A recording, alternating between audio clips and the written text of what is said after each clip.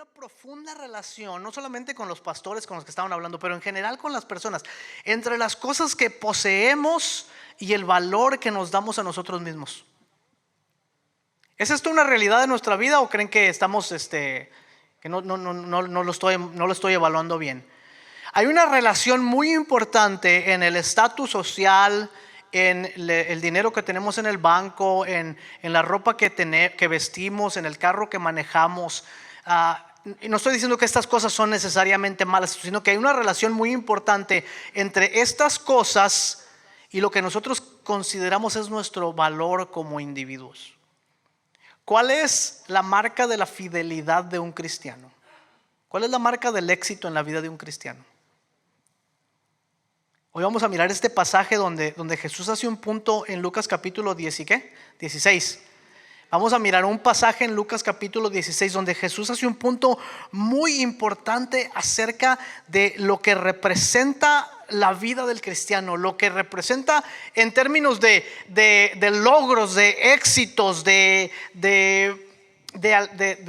metas, de cómo nos sentimos con nosotros mismos en la vida del cristiano. Okay.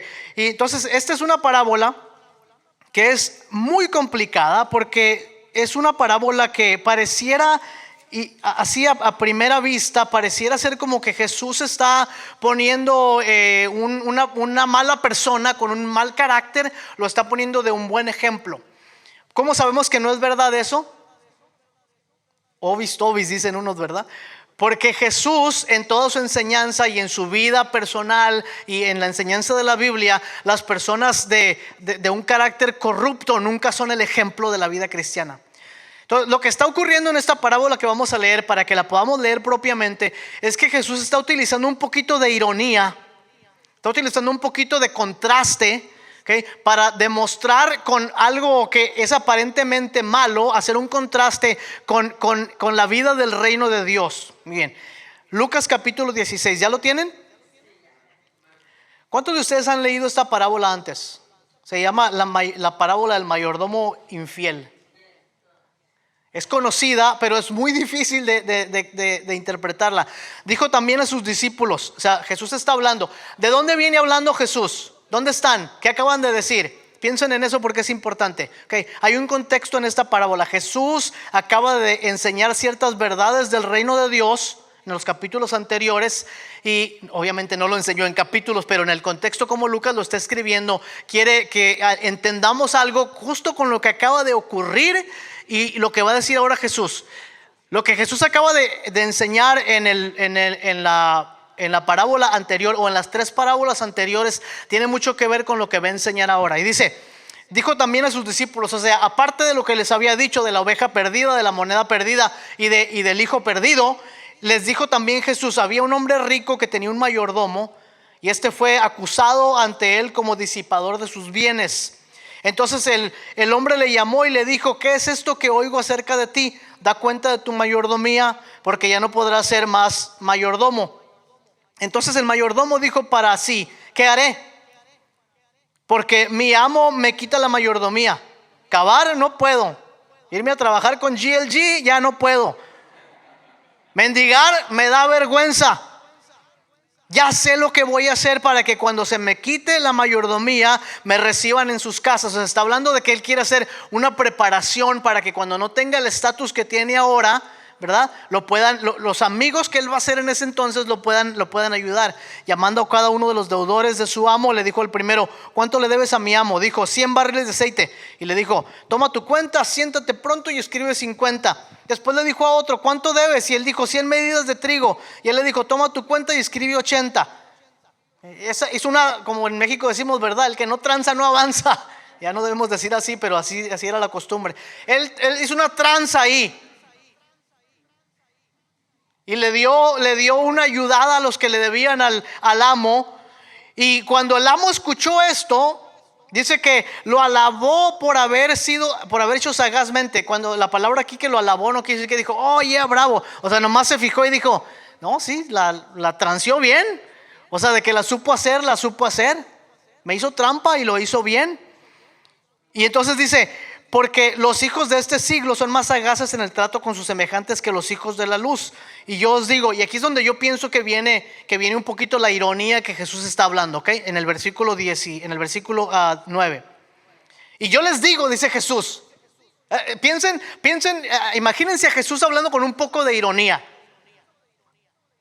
Ganen amigos por medio de las riquezas injustas, para que cuando estas falten los reciban en las moradas eternas. Está haciendo así como que irónico, ¿verdad? O si ustedes quieren, o sea, hermanos, si ustedes de verdad quieren tener riquezas en el reino de los cielos, lo que tienen que hacer es sobornar a otras personas para que cuando les falten a ustedes lo que necesitan, puedan estar seguros con los amigos que han hecho antes. ¿Les parece eso a ustedes una enseñanza del reino? No, obviamente que no. Entonces aquí viene lo que Jesús está haciendo. ¿Qué está haciendo Jesús? Está contrastando la actitud que tenían los líderes religiosos de su tiempo. Ya lo hizo en la parábola de la moneda perdida, del hijo perdido y de la oveja perdida.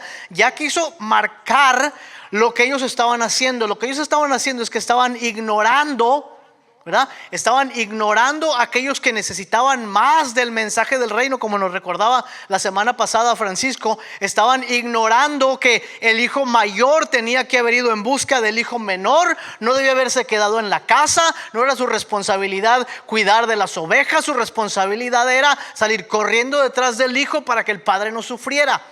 Esta es una figura de lo que Israel tenía que hacer con aquellos que no conocían el mensaje de Dios. Tenían que salir en busca de aquellos. Y dice Jesús, pero ustedes no han hecho eso. Ustedes se han dedicado a ser amigos en las cosas terrenales, pensando que cuando les falten las cosas más grandes o verdaderas, ustedes van a poder echar mano de estas cosas. Han hecho una preparación, una seguridad falsa, porque piensan ustedes que de esa manera van a poder obtener lo verdadero. Miren cómo sabemos que eso viene, porque ahí viene lo siguiente. En el versículo 14 y 15.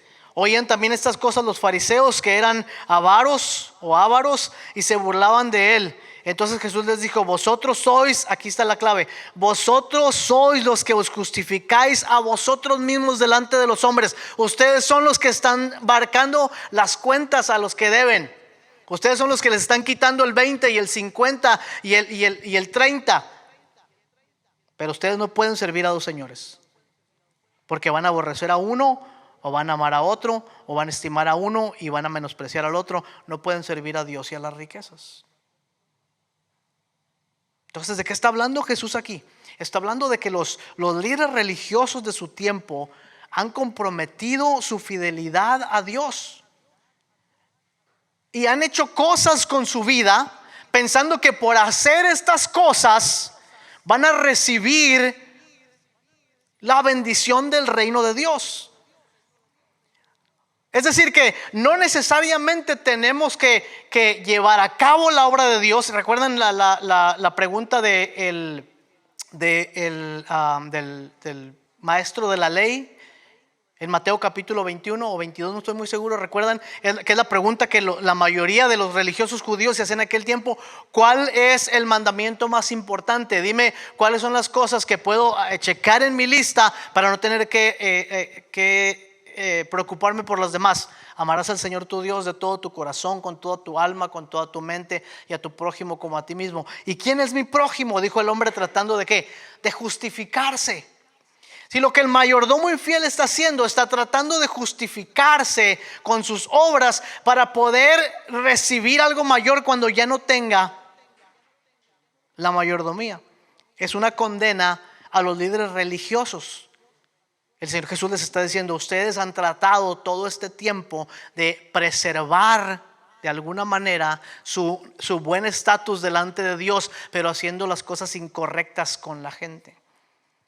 Y gracias a Dios que nosotros no somos así, ¿verdad? Gracias a Dios que nosotros no somos las personas que tratamos de chirear nuestra entrada al reino de Dios, de hacer trampa. Gracias a Dios que nosotros no somos el tipo de personas que pensamos que porque hacemos lo más mínimo vamos a tener herencia en lo más grande. Gracias a Dios que no somos el tipo de personas que damos por sentado y por hecho que la bendición del reino de Dios nos pertenece ya porque estamos adentro. Qué bueno no ser así, ¿verdad? Inserten ahí sarcasmo. No, porque yo soy así.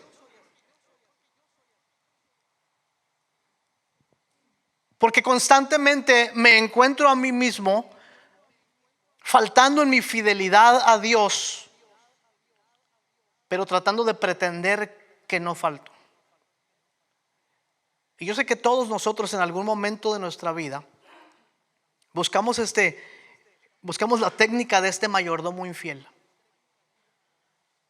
Si me mantengo haciendo ciertas cosas y si doy la idea de que soy cierto tipo de persona, no habrá tanto problema con mi vida. Y yo soy el primero en confesar, soy el primero en decir con muy poco orgullo, con mucha vergüenza, que yo soy así en muchas ocasiones. Que cuando se trata de la fidelidad de Dios, me he vuelto un experto en pedirle a otros o en yo mismo hacer que mi vida demuestre de alguna forma cierto grado de fidelidad. ¿Y qué dice el Señor al respecto? Pareciera como que aplaude la actitud de este hombre, ¿verdad? Pero está siendo sarcástico y dice, si sigan haciendo eso, cuando llegue lo verdadero, entonces ustedes van a tener realmente de dónde echar mano, porque la manera como lo están haciendo esa es la manera correcta. Sarcásticamente el Señor está diciendo, no es así. Hay una relación muy cercana entre nuestra fidelidad a Dios, nuestra fidelidad a Dios y nuestro comportamiento. Pero el comportamiento muchas veces puede ser manipulado para mostrar fidelidad a Dios. Y el Señor Jesucristo dice en los siguientes pasajes, dice, el que es fiel en lo muy poco, también en lo más es fiel. Si nosotros tuviéramos que ponerle una definición al carácter, ¿qué es el carácter de una persona? Que estamos convencidos de que la vida cristiana es una vida de formación del carácter, ¿verdad? ¿Y qué es el carácter de una persona? Tal vez si miramos más de cerca las palabras de Jesús podemos discernir que aquí hay una especie de concepto de lo que es el carácter de una persona. La persona que es fiel en lo poco. La persona que aprende a ser fiel en las cosas pequeñas. La persona que camina en la verdad aun cuando nadie lo está mirando, aun cuando nadie lo está checando, aun cuando nadie le está marcando el paso. La persona que aun con dificultades y con luchas y con fallas y aun a veces con pecado permanece fiel en las cosas pequeñas. Dice, porque aquel que es fiel en lo poco también será fiel en lo mucho. Pero el que es injusto en lo poco, también en lo mucho será injusto. ¿Qué es lo poco y qué es lo mucho? ¿Qué es lo fiel y lo que es no fiel? Cuando él está hablando a los líderes religiosos, ¿verdad? Y a los discípulos, obviamente Jesús tiene en mente el reino de Dios.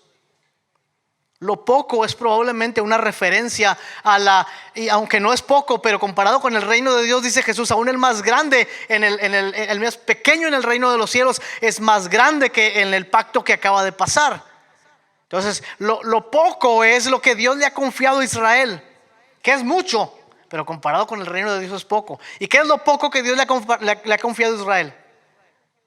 Lo poco, entre comillas, ¿verdad? Es la ley, es el pacto.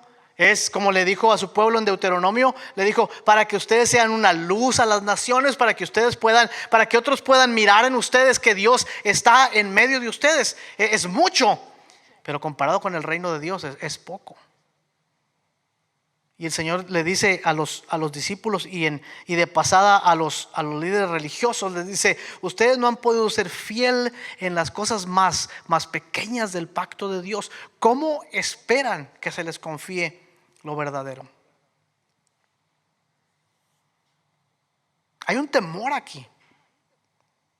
Un temor reverente, un temor santo que debemos tener. No estamos hablando obviamente de la seguridad de la salvación que el Señor con su propia sangre ha comprado y con su propio espíritu ha sellado. No estamos hablando de eso. Estamos convencidos, según la enseñanza de la palabra de Dios, que en el momento en que nosotros ponemos nuestra fe y nuestra confianza en Jesucristo, Él nos limpia con su sangre, perdona nuestros pecados, nos adopta en su familia, nos sella con su Espíritu Santo, y de ahí en adelante, por toda la eternidad, seremos el pueblo de Dios. Eso no va a fallar, porque Dios es fiel, porque Dios no falla, porque Dios no regresa a su palabra, porque Dios no se arrepiente. Eso es verdadero. Pero la vida en el reino de Dios, de la cual nosotros somos parte, porque Él nos ha salvado para ser parte del reino de Dios. ¿Ven la diferencia? ¿Sí? De una cosa estamos hablando de la obra completa de Dios en la salvación. Por otro lado estamos hablando del crecimiento del cristiano en el reino de Dios.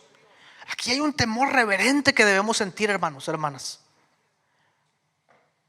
Un buen temor de preguntarnos y evaluarnos constantemente en nuestras vidas para darnos cuenta si estamos siendo fieles en lo poco, para que se nos confíe lo mucho.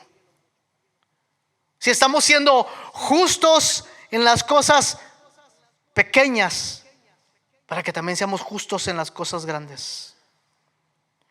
Porque si no pueden, versículo 11, porque si en las riquezas injustas no pueden ser fieles, ¿quién va a confiarnos lo verdadero? Pasamos 3 semanas fuera de casa.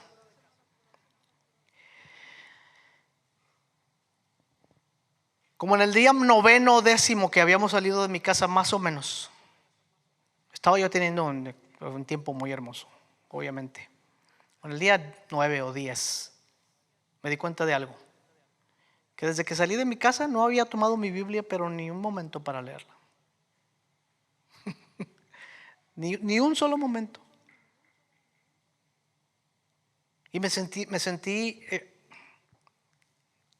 Dios no va a decir has pecado por no haber leído tu Biblia por 9 días. No estoy diciendo eso. Estoy diciendo que las cosas pequeñas, fundamentales que nos hacen lo que nosotros somos. El pastor lleva 10 días sin leer la Biblia. No les quiero decir que son más, porque ya les vi la cara cuando dije 10 y ahora que digo que fueron las 3 semanas se me van a morir. De hecho es la primera vez que leo la Biblia ahorita desde que me fui. Pero en ese momento hubo un temor, una reverencia, pero a la vez un temor santificado. Porque lo que siempre está en juego es nuestra relación con Dios, ¿verdad? Es nuestra experiencia con Dios, es nuestra santidad, es nuestro involucramiento con el Señor. Y entiendo que hay momentos como cuando uno anda de vacaciones en que se le pasan todas las cosas y la rutina está por los suelos y lo que sea. Es solo un ejemplo que estoy dando.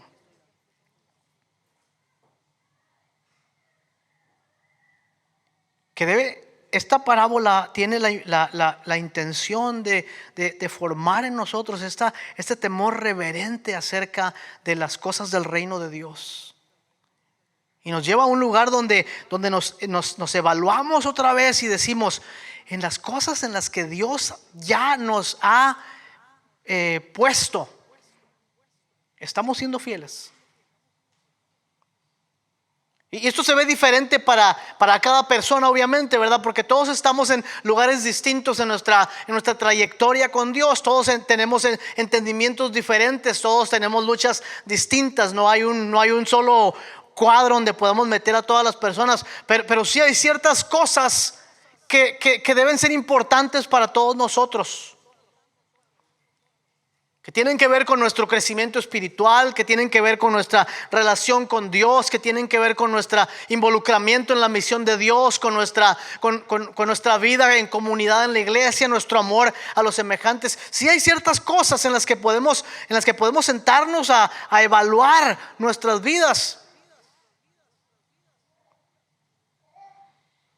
Versículo 12, porque si en lo ajeno no fuiste fiel, ¿quién te puede confiar lo que es tuyo? Sí, hay este temor reverente en la vida del cristiano que debe preguntarse constantemente: ¿Estoy siendo fiel a lo que el Señor ya me ha concedido en su misericordia y en sus bendiciones? ¿Se acuerdan del viejo himno que decía: cuenta las promesas del Señor, mira las riquezas de su amor?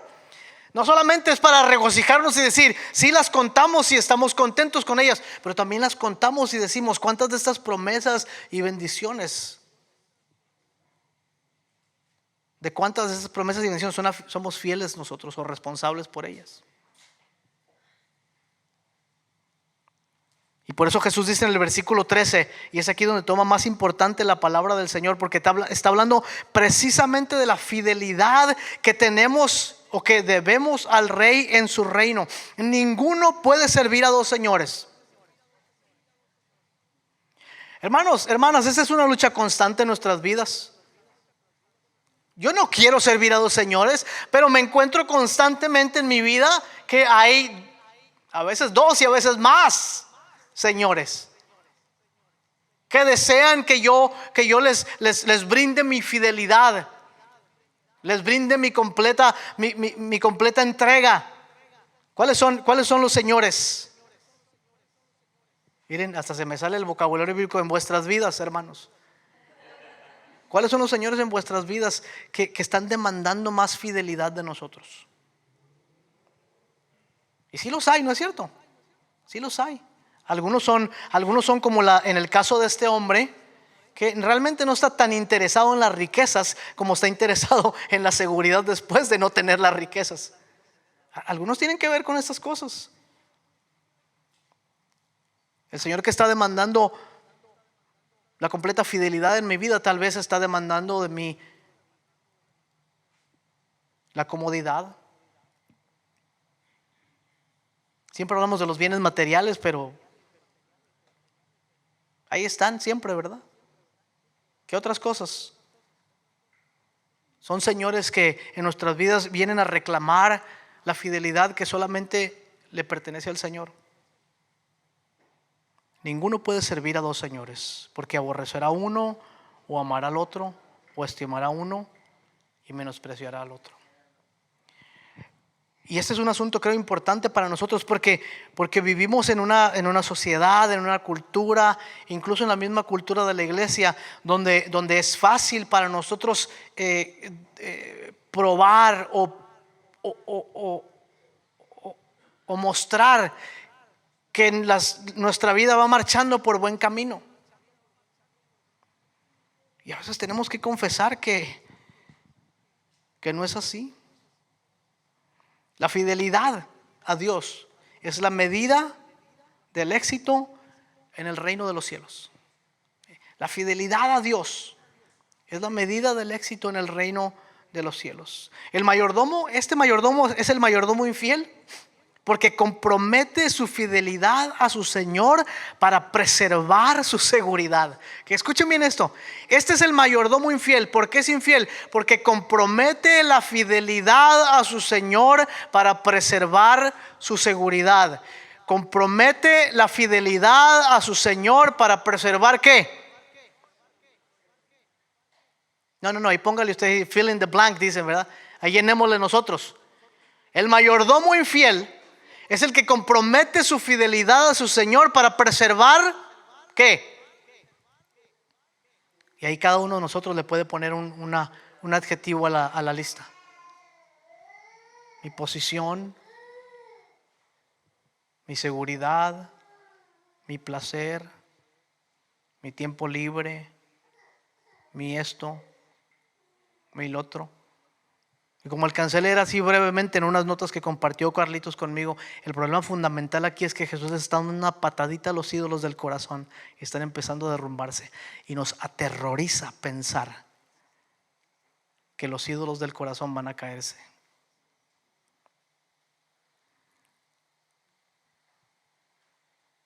Y si pudiéramos ver por un momento, y con esto casi termino ya, si pudiéramos ver por un momento, yo me convenzo cada vez más, hermanos, y ojalá que pueda hacer esto cada vez que estamos compartiendo la palabra del Señor.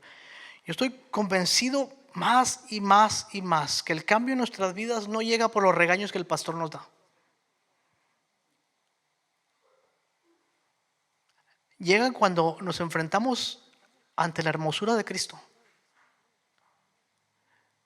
y nos damos cuenta que nuestro Señor es, como dice el Salmo 145, es el más hermoso de los hijos de los hombres. Que la gracia sea derramado sobre él. Dice, ¿por qué quiero ser fiel a Dios? Porque tengo que cumplir los requisitos de la Biblia, porque tengo que ser un buen cristiano, porque tengo que portarme bien, porque tengo que vivir una vida, porque Dios es hermoso. Porque no hay nada comparado con la hermosura de Cristo. Nuestra fidelidad hacia el Señor no tiene que ver necesariamente con que debemos marcar las cajitas para portarnos bien o que debemos ser buenos cristianos. Por supuesto que tiene que ver con eso, pero tiene que ver con una cosa muy particular. Cuando somos fieles a las cosas del Señor, miramos más de cerca la hermosura de Cristo. Y miren, no hay nada más increíble, atractivo que la belleza de Cristo. Estaba leyendo parte de la biografía de Tomás de Aquino. Los tres teólogos más importantes de la iglesia: San Pablo, San Agustín, Santo Tomás de Aquino. Los tres teólogos que han formado el pensamiento de la iglesia más profundamente. Santo Tomás de Aquino tenía como 30 y algo de años cuando escribió la Summa Theologia, un documento teológico importantísimo para la iglesia. No solamente eso, complicadísimo. O sea, el hombre era un genio. Había escrito a sus 30 y tantos años un montón de cosas. Y en una peregrinación, cuenta la biografía de Santo Tomás, en una peregrinación entró él a una capilla a orar. Y dicen los que estaban escribiendo, pues dicen que pasó mucho tiempo en esa capilla orando, y que cuando salió, una de las cosas que dijo Santo Tomás, dijo: comparado con lo que he visto en la belleza de Cristo, todo lo que he escrito hasta ahora es basura. Desde ese momento en adelante no volvió a escribir nada más. Nunca más en su vida volvió a escribir nada más. Y cuando lo querían animar a que escribiera y lo querían que siguiera escribiendo, él decía: es que lo que he visto, la belleza de Cristo, no se compara con ninguna cosa que yo pueda decir. De hecho, lo que yo pudiera decir es como basura comparada con la belleza de Cristo. Hermanos, hablando de la fidelidad del Señor, no se trata necesariamente de portarnos bien, no se trata necesariamente de ser buenos cristianos, aunque estos son resultados se trata de ver la belleza de Cristo. Y luego compararla con las cosas que nos atraen tanto y decir: mira, comparado con la belleza de Cristo, mis cochinos $30 que tengo en el banco no son absolutamente nada. Comparado con la belleza de Cristo, todos los logros que puedo alcanzar no son absolutamente nada. Comparados con la belleza de Cristo, mi vida entera no es nada. Y por eso la palabra del Señor una y otra vez nos invita no a reformar nuestro carácter, pero a contemplar, a mirar al Rey. Como decía David en el Salmo, ¿verdad? Decía: una cosa he demandado al Señor, esta buscaré, estar en la casa del Señor todos los días para contemplar su belleza, su hermosura, para habitar cerca de su tabernáculo.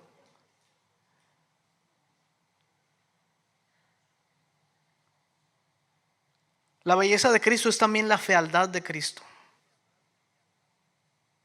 Oh, sí, porque Él molido fue por nuestras rebeliones, golpeado por nuestros pecados, el castigo de nuestra paz cayó sobre Él y por su llaga hemos sido sanados. Dice la Escritura en Isaías 53: no hay parecer en Él ni hermosura para que le deseemos. Varón de dolores, experimentado en quebranto. Como que escondimos de Él el rostro, no lo estimamos y no fue apreciado. El Señor mismo dice, el Señor mismo lo castigó por nuestros pecados. El Señor mismo dice, lo llevó al matadero como una oveja que no abrió su boca. La fealdad de Cristo, de la cruz, es la belleza de Cristo también. Ese lugar horrendo de la cruz, ese lugar ensangrentado, ese lugar obsceno, ese lugar de humillación, ese lugar de maldad y de violencia. Y allí el Señor en el cuerpo de Cristo clavó nuestros pecados. Y toda la fealdad de la humanidad que cayó sobre el hermoso cuerpo de nuestro Salvador, allí se convirtió en la belleza de la salvación. Allí. Y ese hermoso Señor nos dice, camina conmigo, porque yo soy fiel. Y sé fiel conmigo. Apocalipsis 2, ¿verdad? El primer versículo que me enseñó mi mamá.